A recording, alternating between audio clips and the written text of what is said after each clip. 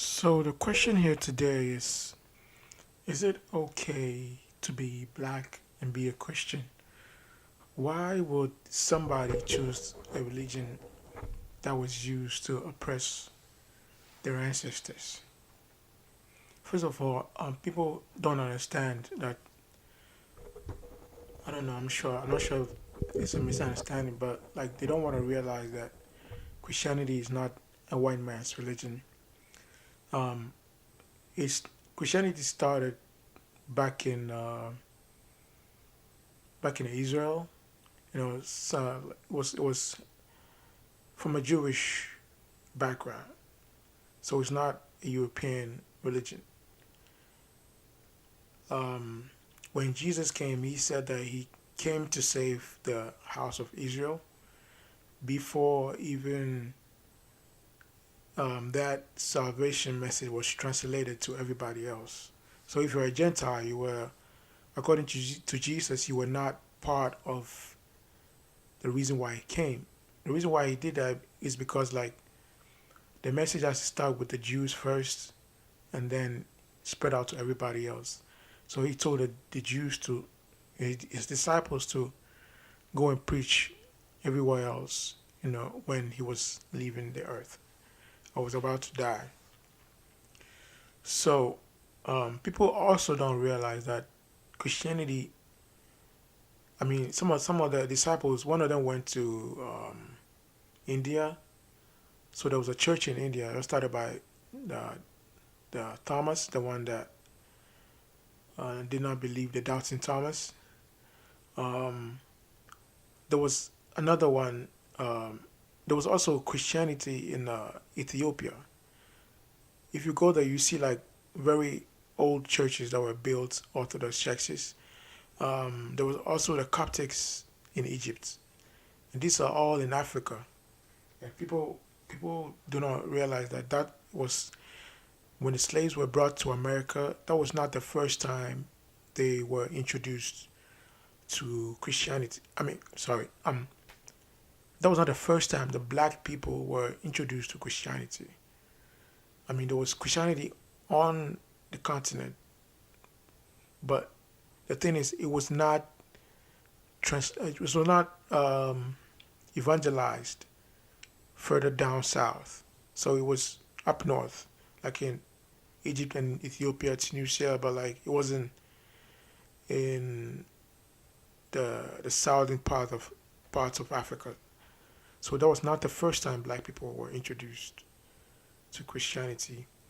And even if it was the first time that those slaves were introduced to Christianity, which is true, those slaves were introduced to Christianity, and most of the people, black people here in America, have been introduced to Christianity through their forefathers who were slaves.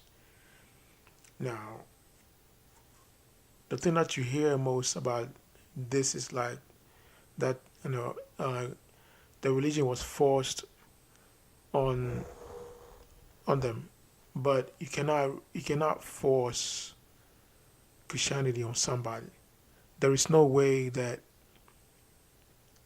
you can make a true convert by forcing the religion on them. It has to be a thing of the heart. It has to um, you have to be convicted by yourself. You don't have to. You cannot force somebody, to accept Christianity. Like just like Jesus was talking about the Pharisees and the whitewashed tomb. He said they were hypocrites. That they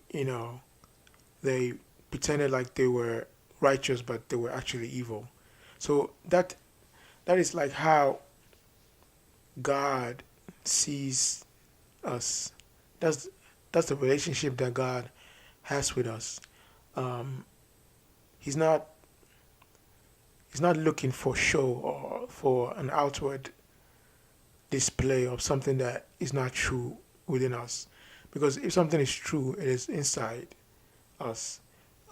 When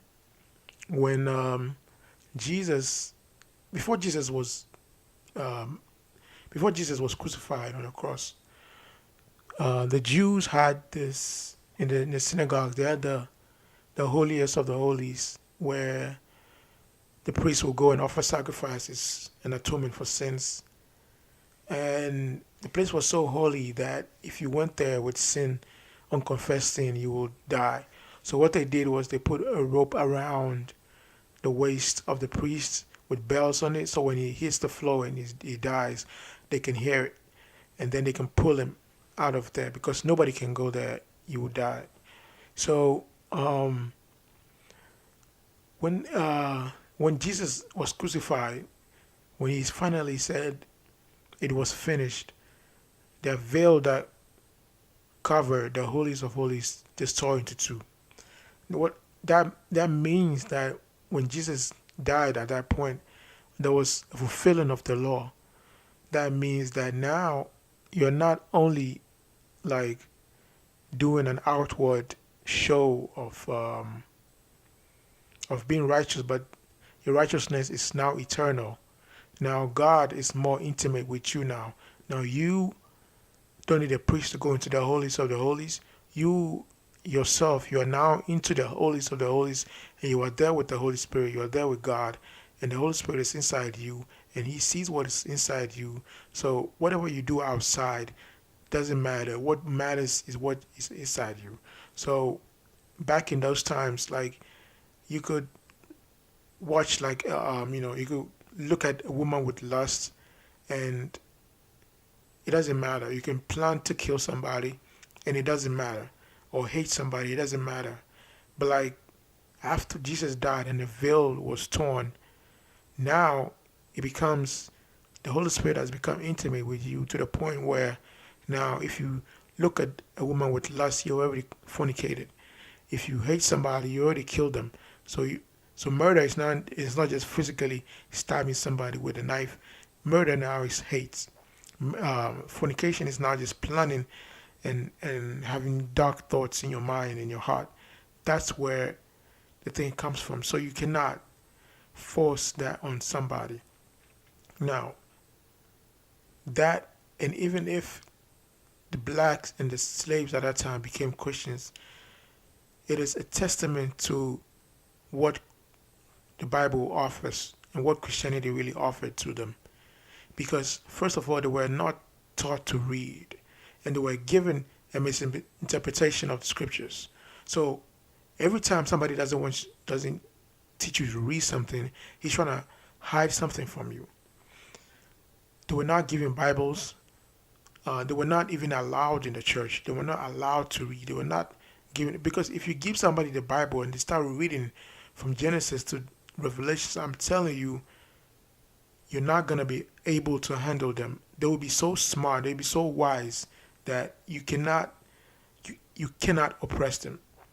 So that's why they didn't allow the blacks in the church, to the point where they saw what was in Christianity and read the Bible themselves, and it was like, I mean, just think about it. Like, you were beaten, you were killed, like destroyed, and yet your master's religion, he didn't even allow you to go to attend his church. But then you saw something so special in this book and in this life, that this life of Christianity, that you just decided to go form your own church. What would make somebody go from their own church? They say they don't want to worship with us. We worship on our own. We love God. I mean, that takes a lot of conviction for somebody to reject you and still say, this is good for us. We need this.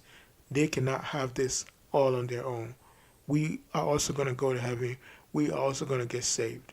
So that's a testament itself to what they saw. I mean, you cannot act like, man, our ancestors were stupid or were dumb, and they didn't know what they were doing. They knew exactly what they were doing when they became Christians. Okay, and people say that it used to control black people. When Martin Luther King was a pastor, most of the people that rebelled were Christians. If you look at the abolition of the slave trade, it was started by this guy. I think his name is Wilberforce. His name is I think it's Wilberforce, the guy that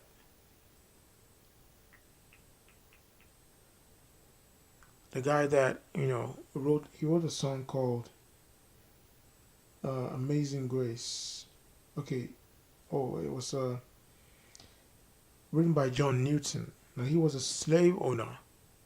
No, was it? No, it wasn't. Yeah, I think it was a former slave owner. And when he became Christian, really deep with God, he realized. See, when you become one with God, you realize a lot of things. When you have the Holy Spirit in you, a lot of the evil that you do begin to fall away. They don't appeal to you anymore. So he, be, the Holy Spirit began to talk to him, and he began to see that this life of slavery was wrong. Let me read what. So he wrote that song called "Amazing Grace." It said, "Amazing Grace, how sweet the sound that saved a wretch like me. I once was lost, but now I'm found. I was blind, but now I see." So he saw the righteousness in himself, and it led to the fighting for the cause to abolish the slave trade. If you are tuned into the truth and you want to learn the truth, you will not follow.